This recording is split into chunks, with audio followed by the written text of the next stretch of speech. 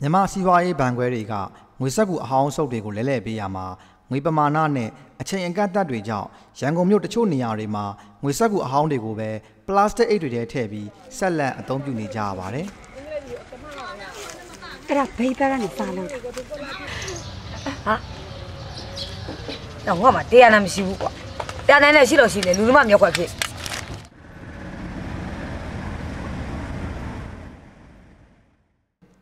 တချို့မြန်မာငွေစက္ကူတွေဟာလက်ဝဲကင်ဆောင်မထားခြင်းလောက်အောင်ပဲမြင်မကောင်းအောင်ပျက်စီးဆုပ်ပြတ်နေတာပါ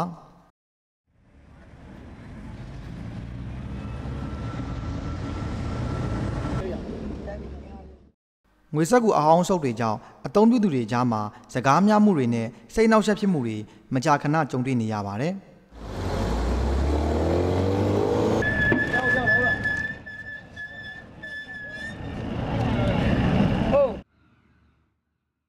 အခုလိုပလတ်စတစ်အိတ်ထဲငွေစက္ကူအဟောင်းတွေထည့်သုံးတာဟာတာရှည်ခံပြီးအပျက်စီးသက်သာတာကြောင့်ရန်ကုန်မြို့နေရာတချို့မှာလူအများတွင်တွင်ကျယ်ကျယ်အသုံးပြုနေကြကြောင်းပါခင်ဗျာဘိတ်ကနေစသုံးတာဘိတ်မှာတာလှေသားလိုက်ပြီးပြန်လာတော့အိပ်ပစံလေးတွေပါလာနောက်ကျဒီချက်ခမိတစ်ခုလုံးအဲ့လိုပဲပြောလူပြောမနော်ရေခဲတဲ့လည်းမစိုးဘူးငါးတဲ့လည်းစိုးနေမစိုးဘူးပေါ့စောက်သွားပေါ့အိမ်နဲ့ထည့်ထားတဲ့တချို့လူခရီးတဲ့လာစစ်ပေးရှင်ထားသုံးမြောက်မသုံးမြောက်အိတ်ဆောက်လိုက်ကားသမားတွေကစားလက်ခံချက်ခမိတဲ့သုံးနဲ့ဖိတ်တဲ့သုံးနဲ့ဒီပစံလူပြောမထောက်တာပေါ့နော်စောက်လို့ရှိရင်လည်းစောက်စားစားလာပေါ့အဲ့လိုနဲ့ထောက်တော်ကြပြီရှင်းမဆိုဟုတ်ချင်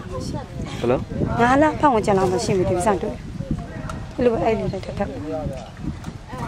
အဲ့လိုပဲထောက်ကြအစောက်ဆိုဒီလိုဗလိုင်းဖိတ်ကလေးတွေပဲယူဈေးတယ်လည်းမလို့ချင်းတို့တယ်ပေါ့နော်လက်လေးလူချင်းကြအောင်ပေါ့ဒါဆိုတော့ဆုပ်ဆုပ်ပေါင်းပေါင်းထောက်ထားကြလေကြာအမြင်နဲ့ကြည့်ကောင်းတော့ဒီကားတော့ပြောတာဗျာ။ဒီလိုက